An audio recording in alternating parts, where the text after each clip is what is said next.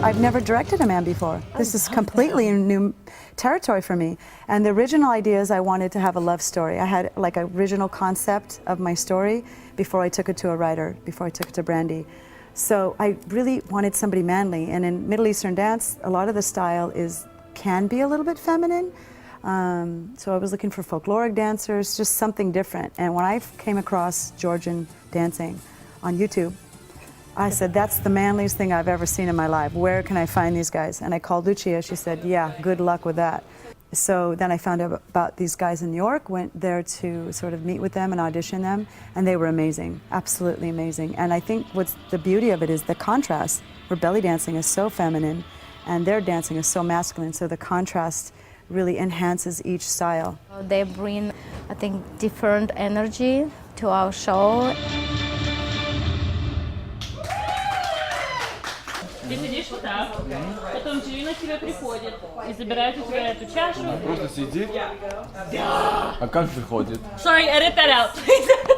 I'm an interpreter, I'm a translator. Что ты ее не отравил, и Медуза это Джелина, она у тебя забирает эту чашу. They are originally from the country of Georgia, not the state, and the country borders with Armenia. They have their own language, their own culture, their own style of dance. Obviously, they're amazing dancers, but they don't speak English very well. One of them, Gia, has been here for 4 years, and the other one, Zurab, who plays Apollo, has been here for only 2 years. So I originally cast one guy. It was all I had in the budget.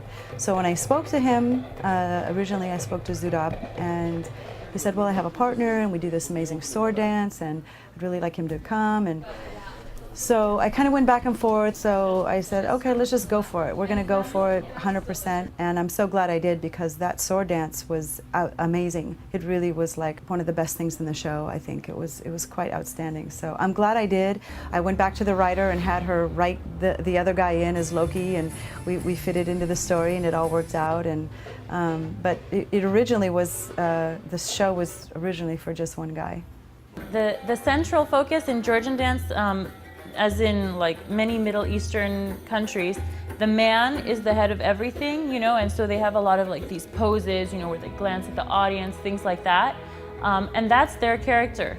They can't, like, naturally, they can't break that character. So it's very hard for him to pretend to be in love. I mean, even when they're in love, you know, they still have this like arrogance about them, you know, like they're almost like eagles or something. So I've been trying to drill that in their heads.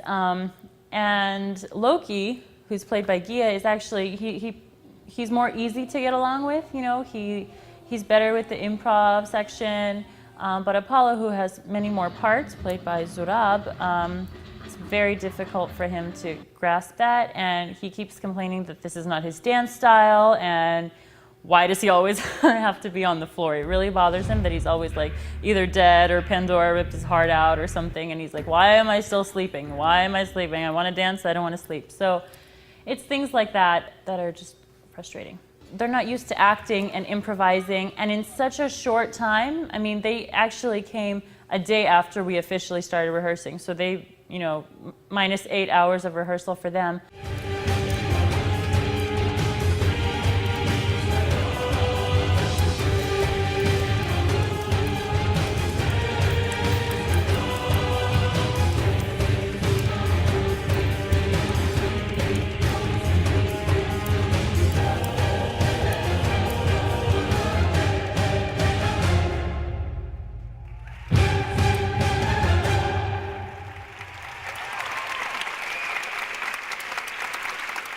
And the guys were amazing. I mean, you can see from the footage that once the music was on and these guys started moving, I knew I had something.